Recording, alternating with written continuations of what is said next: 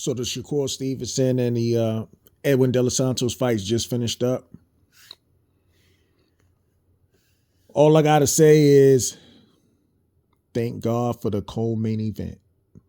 Thank God for the co-main event. As a matter of fact, thank God for the whole undercard, because that undercard was pretty stacked. It's pretty competitive fights on there too, and showcase fights as well. So, those things were pretty entertaining. But not so much for the main event. Lackluster performance. This is a bad look on Shakur Stevenson. Actually, it's a bad look on both guys. But I will say this. Edwin De Los Santos, even though he was being the aggressor for the most part, he was missing pretty wide, I shall say. But this was a lackluster performance on both guys. And mainly Shakur, because he's the household name and he got his belt. And it didn't go well. And the crazy part about it is right before the fight started, he was being walked out the ring. Actually, I'd go even before that. I mean, he had Floyd Mayweather in his dressing room. Floyd Mayweather didn't even go into Edwin De Los Santos' dressing room when De Los Santos fight for the PBC. He went right into Shakur dressing room and maybe to discuss business. I don't know what the hell it is, but also Bud showed up and Andre Ward showed up. And the fact of the matter that Shakur Stevenson walked out, was walking out towards the ring with Bud and Andre Ward, and Bud put that prime chain on him. But damn, Shakur did not look like he was in his prime in his fight. I mean, I know there's rumors going around there saying that he injured his hand.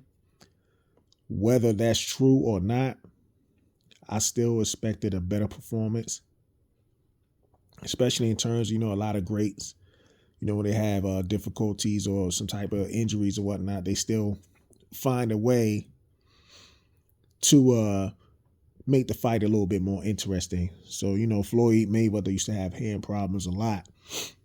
And for the most part, he did find a way to make his hands, make the fight interesting. I'm not saying that Floyd Mayweather never been in a lackluster performance before. As a matter of fact, just about all fighters had lackluster performances and whatnot. So this is nothing new. But the sad part about it when it comes to Shakur Stevenson, this is kind of like the second time and within the last few years or so. Remember that poor performance he had against Nakatila, but at least he actually dropped Nakatila in that fight. This fight, it just, I don't know what I was watching. I mean, it seemed like it was a posing match, to be totally honest with you, but it is what it is.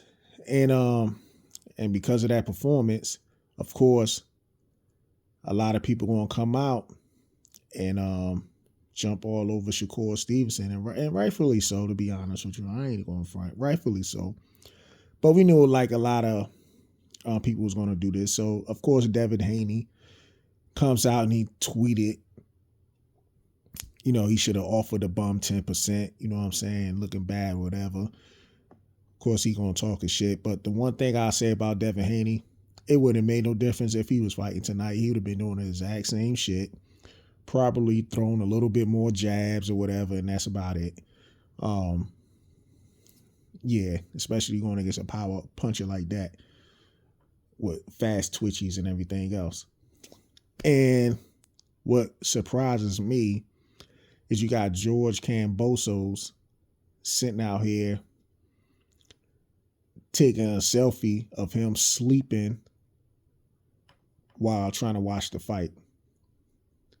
This might be the last guy that should be trying to do some shit like that, considering his last fight was pretty bad. He looked pretty bad in that fight, and he got a gift decision, and everybody knew he lost that fight, but it is what it is. Somebody might start roasting his ass or whatever, but one thing I do know is a lot of Tank Davis fans are going to come out, and they're going to pretty much try to roast Shakur Stevenson and basically say, you know, you ain't on that level and all that other shit. But that's how it is when it comes to boxing fans and stuff like that. But like I said, it is what it is. Hopefully we can see something better in the future. That's what I'm hoping for at the end of the day. But, you know, that's just my post-analysis of this fight. And with that being said, you watching Bold and Understanding. Rate, comment, and subscribe. And on the end of that note, family, peace.